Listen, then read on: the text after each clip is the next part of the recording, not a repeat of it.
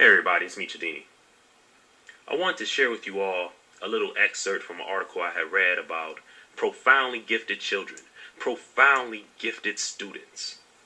The article says that recent intelligence research de-emphasizes IQ alone and focus on social and emotional factors. Scott Barry Kaufman, a psychologist who studies intelligence and creativity at the University of Pennsylvania, and the author of the book Ungifted, stated that there's research that these other things like motivation and grit can take you to the same exact academic outcomes as someone with a higher IQ, but without those certain things, motivation and grit. He continues on saying, that's a really important finding that is just totally ignored.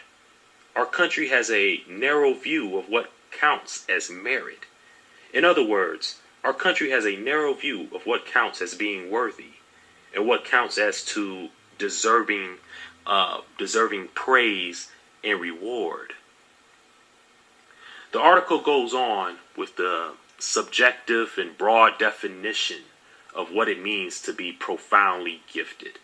It says, of course, as the definitions get broader, the measurements get more subjective and thus perhaps less useful.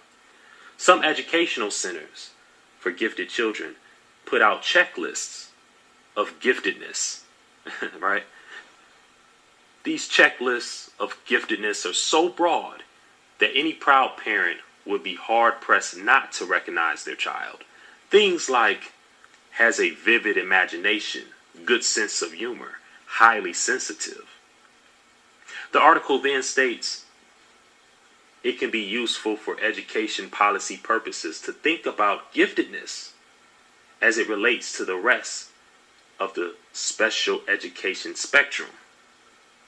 Basically, how special ed students have certain specialized classes just for them. Those that are labeled gifted should have certain specialized classes made up just for them as well. See, the profoundly gifted should not just be based on high IQ scores. They should also be based on high EQ, emotional intelligence, and those who have profound talent in a specific field or area, like music or arts. A lot of these profoundly gifted kids end up growing up just to fit in instead of standing out. They should stand out, but yet they just settle to fit in. We see so many times that those who have the motivation, the drive, the grit, and who can get in contact with the right people end up excelling over those with raw gifts and talent. As they say, hard work beats talent if talent doesn't work hard. But is that fair? Is that fair? Are we missing out on being blessed to see, to hear, to watch, and to be in the presence of true and raw gifted talent, pure and honest God-given greatness? I say there's no greater bully than society itself. And there are definitely disabilities that are unseen within individuals, no matter if they're gifted or not.